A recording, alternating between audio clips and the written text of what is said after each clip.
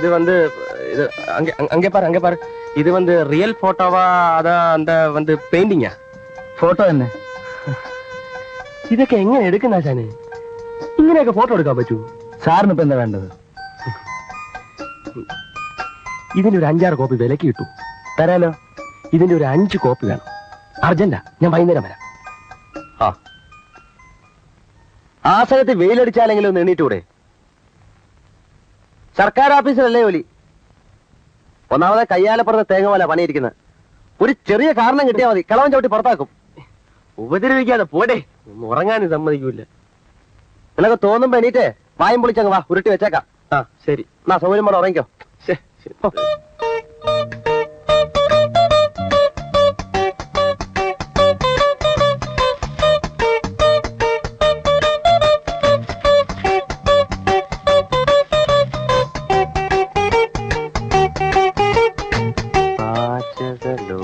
Chicken masala. Akashvani മദ്രാശി. കലാരംഗം. ഇന്നത്തെ കലാരംഗത്തിൽ ആദ്യം പാചക ലോകമാണ്. കോഴിക്കറികൾ എങ്ങനെ ഉണ്ടാക്കാം എന്നതാണ് വിഷയം. ആദ്യമായി ചിക്കൻ മസാല. കോഴിയെ നന്നായി കഴുകി വൃത്തിയാക്കുക. ആവശ്യത്തിനുള്ള മുളക്, മല്ലി, കുരുമുളക്, കറിമസാല, ഇഞ്ചി, ഉരുളക്കിഴങ്ങ്, തക്കാളി, പച്ചമുളക് ഇവ റെഡിയാക്കി അടുത്ത് വെക്കുക. മുളക്, മല്ലി, കറിമസാല, വെളുത്തുള്ളി ഇവ നന്നായി അരച്ചെടുക്കേണ്ടവയാണ്. ഉപ്പിനെ കുറിച്ച് ഞാനിവിടെ പറയുന്നില്ല, പക്ഷെ അത് ഇടേണ്ടപ്പോൾ കറിയിലിടാൻ മറക്കരുത്. ഇനി കോഴിയെ കയ്യിലെടുക്കുക.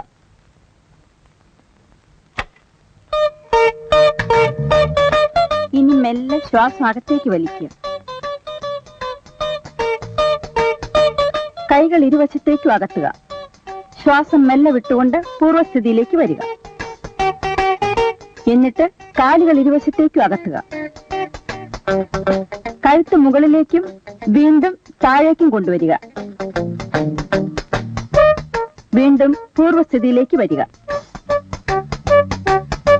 കാലുകൾ രണ്ടും തറയിൽ ഉറപ്പിച്ച് നിവർന്നു നിൽക്കുക. കൈകൾ മുന്നിലേക്കും പിന്നിലേക്കും കറക്കുക. അതുപോലെ തലയും കഴുത്ത് ലൂസാക്കി കറക്കുക.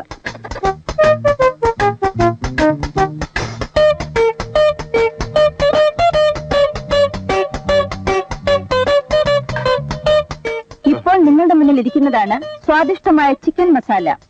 ഇനി വൃത്തിയായ പാത്രത്തിൽ സാലഡുകളോടൊപ്പം വിളമ്പിയാൽ മാത്രം മതി. ഇന്നത്തെ പാചകലോകം ഇതോടെ അവസാനിക്കുന്നു.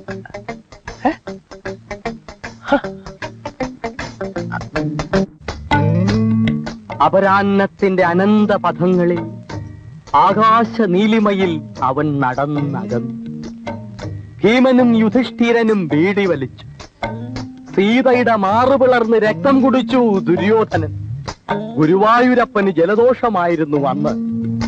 അമ്പലത്തിന്റെ അകാൽ വിളക്കുകൾ തെളിയുന്ന സന്ധ്യയിൽ അവൾ അവനോട് ചോദിച്ചു, ഇനിയും നീ ഇതുവഴി വരില്ലേ ആനകളെയും തെളിച്ചുകൊണ്ട്? എങ്ങനുണ്ട്? നിന്റെ തലയ്ക്ക് വല്ല അസുഖമുണ്ടോ? ഇല്ല. പിന്നെന്താ ഇതിന്റെ അർത്ഥം? സാർ ആധുനികമേ പബ്ലിഷ് ചെയ്യൂ എന്ന് പറഞ്ഞതുകൊണ്ട് സ്വപ്പ കഞ്ചാവ് അടിച്ചുകൊണ്ട് എഴുതിയതാ. കഴിഞ്ഞ തവണ പറഞ്ഞ അതേ ബോംബ് കഥ തന്നെ, സ്റ്റൈല് മാറിയപ്പോ ഇങ്ങനെ ആയിപ്പോയി. എടാ മരമണ്ടം കഴുതേ, നിനക്ക് പറ്റിയ പണി എന്താണെന്ന് ഞാൻ പറയാം. ഇതല്ലേ എനിക്കറിയാം, പക്ഷെ അവന്മാർക്ക് ഇപ്പൊ യൂണിയൻ ഉണ്ട്. അതുകൊണ്ട് അതേ സ്റ്റാറ്റസ് ഉള്ള വേറൊരു പണി ഞാൻ നോക്കി. ഒന്നുകിൽ ഒരു എഡിറ്റർ ആകുക, ഇല്ലെങ്കിൽ ഒരു സാഹിത്യകാരനാകുക. അതൊന്നുമല്ല ഞാൻ പറയാൻ വന്നത്. നീ കോമഡി എഴുതണം, മറ്റൊന്നും വേണ്ട. നിനക്ക് പറ്റിയ അബദ്ധങ്ങൾ മാത്രം കുറിച്ചിട്ടാ മതി. അത് തന്നെ ധാരാളം ഉണ്ടല്ലോ. അതെങ്ങനെ ഒരു കഥയാകും? ഹാസ്യത്തിന് കഥ വേണ്ട, സിറ്റുവേഷൻ മാത്രം മതി. ഫോർ എക്സാമ്പിൾ, ഞാൻ ഇല്ലാത്തൊരു ന്യൂസ് ഒരു ചുറ്റുപാടിൽ ഇല്ലാത്തൊരാളെ കുറിച്ച് പ്രസിദ്ധീകരിച്ചു എന്ന് വിചാരിക്കാം. അയാൾ ശരിക്കും ഉണ്ടായി. അയ്യോ, അതെങ്ങനെ? അങ്ങനെ സംഭവിച്ചു എന്ന് സങ്കല്പിക്കുക. അയാൾ എന്നോട് എങ്ങനെ പെരുമാറും? അത് പറയാൻ പറ്റില്ല. ആളിന്റെ സ്വഭാവം പോലെ ആ പെരുമാറ്റമാണ് കോമഡി. നീ ഒന്ന് അയാൾ എന്നോട് എങ്ങനെ പെരുമാറും ഊഹിച്ചു പറ, നിനക്ക് കോമഡി മനസ്സിലാവും. അത് തുണയുണ്ടെങ്കിൽ ഇറങ്ങി വരില്ല. എട്ട് വീട്ടിൽ ലാഭം വേണ്ട ഏതോടെയാണ് മായവെന്നപ്പെടുത്തിയത്. നിന്റെ പത്രം ഞാൻ അവസാനിപ്പിക്കൂടാ. എടാ ഇതിനകത്ത് ചങ്കരപ്പുള്ള ഒരു ചെറ്റ ഇരിപ്പില്ലടാ, ഉണ്ടെങ്കിൽ ഇറങ്ങി വരികടാ. കുത്തും കൊലയും ജയിലും ഒന്നും എനിക്ക് പുത്തരികളെ നാറികളെ എല്ലാത്തെയും ഞാൻ ബോംബിട്ട് നശിപ്പിക്കും. ഞാൻ കൊലമരത്തിൽ കയറുവിടാ. ഇറങ്ങി വരണോ അവ ഞാൻ അങ്ങോട്ട് വരണോ? ആരുടെ ഇവിടെ ചാടുന്നത്? ഇപ്പൊ ഒരു കുത്ത് കേസ് ജയിലിൽ നിന്ന് ഇറങ്ങിയതേ ഉള്ളൂ. പേര് 8 വീട്ടിൽ രാമപിള്ള. 8 വീട്ടില് രാമപിള്ള. മാനവും മര്യാദയ്ക്ക് മനുഷ്യൻ ജീവിക്കാൻ സമ്മതിക്കില്ല. അയ്യോ തല്ലല്ലേ, ഞാൻ പറയുന്നത് കേക്ക്. ഞാനല്ലേ എഴുതി. ഇനി ആരാ ഉടുപ്പേന്ന് വിടെ ഉടുപ്പേന്ന് വിടെ ഞാൻ കാണിച്ചു തരാം. വന്നത്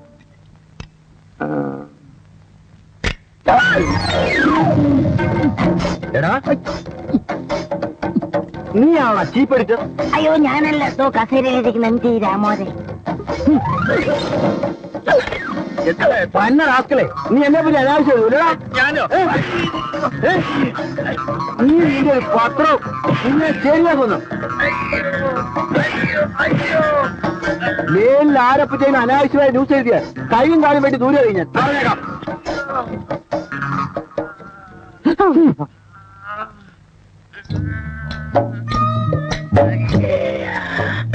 ആകാരത്തിന് വല്ല അംഗഭംഗവും സംഭവിച്ചോ സാർ?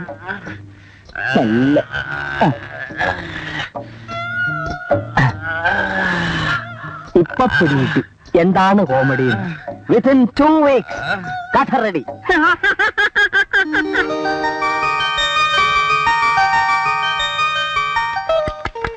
പ്രിയപ്പെട്ട സുഹൃത്തുക്കളെ, സഹപ്രവർത്തകരെ, നമ്മുടെ എല്ലാം പ്രിയങ്കരനായ mister Anilkumar national press photography മത്സരത്തിൽ 1ാം സമ്മാനം കരസ്ഥമാക്കിയിരിക്കുന്നു എന്ന സന്തോഷ വാർത്ത സ്നേഹപുരസ്സരം അറിയിച്ചുകൊള്ളുന്നു.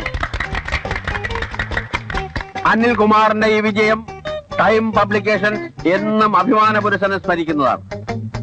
ഫോട്ടോഗ്രാഫിയുടെ നൂതന സങ്കേതങ്ങളെക്കുറിച്ച് ഗവേഷണം നടത്താൻ ടൈം പബ്ലിക്കേഷൻ സ്വന്തം ചെലവിൽ അനിൽകുമാറിനെ ബോംബെക്ക് അയക്കാൻ തീരുമാനിച്ചിരിക്കുന്നു. അങ്ങനെ അനിലിനെ ബോംബെക്ക് അയക്കുകയാണെങ്കിൽ എന്നെ അയക്കണം.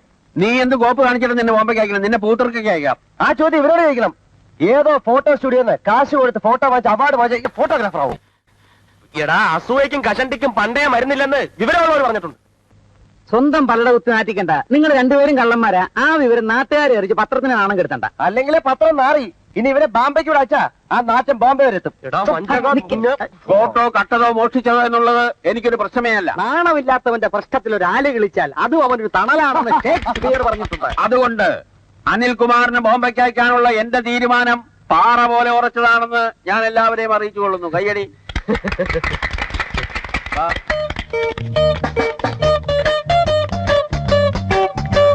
സാറ് വിഷമിക്കണ്ട. ഫ്രാഡുകൾക്ക് ഈ രാജ്യത്ത് രക്ഷയുള്ളൂ. എന്നിട്ടും എന്തുകൊണ്ട് സാറ് രക്ഷപ്പെടുന്നില്ല എന്ന് ചോദിച്ചാൽ സാറിന്റെ ഫ്രാഡ് പണികൾ സന്ദർഭത്തിനൊത്തു എരുന്നില്ല എന്ന് ഞാൻ പറയും. അതുകൊണ്ട് സാർ അത് വയത്തണം, വയത്തി പിടിക്കണം.